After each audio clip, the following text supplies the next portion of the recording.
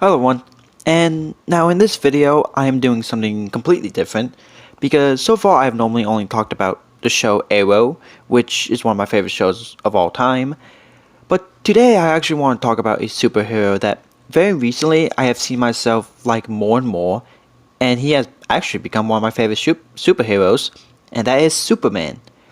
Now honestly, for most of my life, I'm not gonna lie here, I actually really hated Superman. Yeah, I think the reason behind this was really, for the longest time, Superman looked like Mr. Perfect to me. And what I mean by this is someone who can do everything, doesn't do anything wrong, never gets challenged, and basically anything that the person does is perfect. And his only weakness is like a green rock. And he's able to do everything and all that. Like, I don't like those kind of characters. I like characters that get challenged. I like characters that have to go through a certain process to make themselves better. I don't like characters that, from the very beginning, they can do everything. And I think for the longest time, that's what I always thought Superman to be. And like that, how I thought that is what I thought about Superman for the longest time. However, the one thing that made me actually start liking Superman was actually Henry Cavill's version of Superman in Man of Steel and in Batman vs Superman. I love both of those movies, by the way, especially Batman vs Superman. I love that movie. And one of the biggest things that made me actually start liking him was that I saw Superman wasn't Mr. Perfect. I saw that he wasn't who I thought he was, and he makes mistakes. He does things wrong. He is challenged. He has to. Sometimes he put into position where he cannot, where he can't just solve everything and all that, and he makes mistakes and all that, and I love that.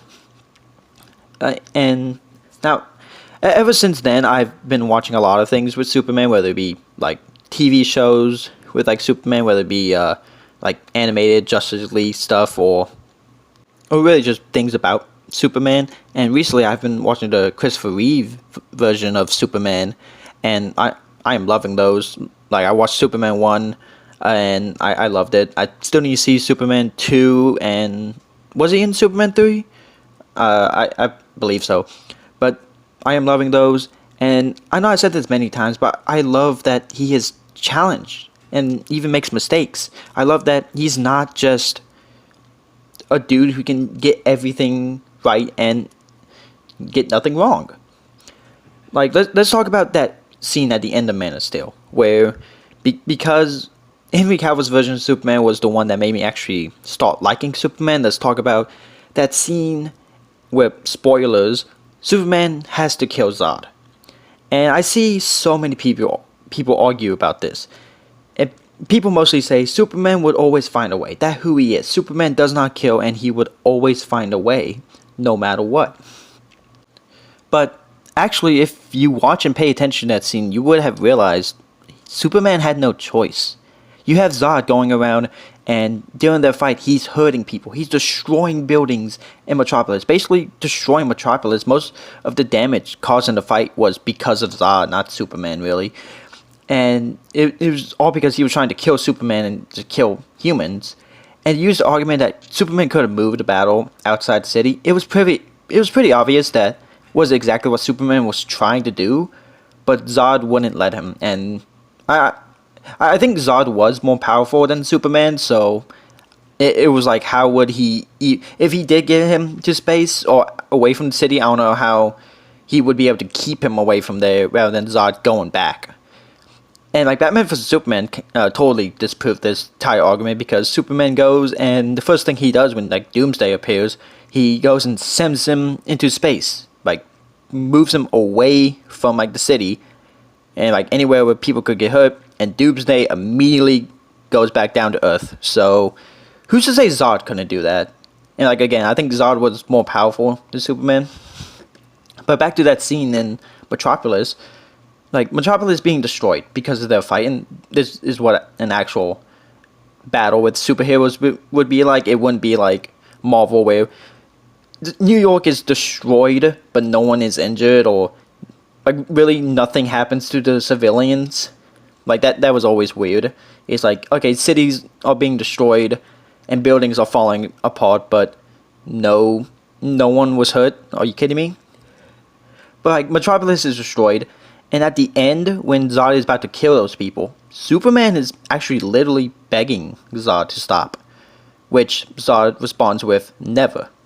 So Superman has to make a choice: kill Zod or save the people. Which, again, Superman didn't even want to do. He did not want to kill Zod. He's begging Zod, and then only when Zod said he would never stop, Superman goes and makes the choice to kill him, which he immediately screams and shows that he hated that he had to make that decision. But the damage that Zod made, the damage that happened because of his and Zod's battle to Metropolis and all the people who were killed, like, the only choice was to kill Zod. And used the argument that Superman didn't save anyone during that fight or during that movie. One, he did actually save people, and like, during that movie. And two, Zod was going around destroying everything and would have killed people while Superman was saving people. This is not really like other superhero movies or like Marvel movies where they are able to stop the like fight with the main villain to go save a like save some people, but then the supervillain is basically just on the side not doing anything. Zod was destroying everything, and so if Superman even took his eye off Zod, then it wouldn't even do anything. He would take an eye off Zod, and who knows how many people would have been killed. So, really, to explain why I just went and just talked and kind of defended, and like basically defended Man of Steel, really, for a while, was to say that this version of Superman actually made me like Superman, because it showed not only what Superman in modern life would be like, and how an actual fight between Superman and Zod would destroy a city, but also it showed Superman is not perfect. Superman makes mistakes. He is challenged. He's not Mr. Perfect. He's not someone who can do everything.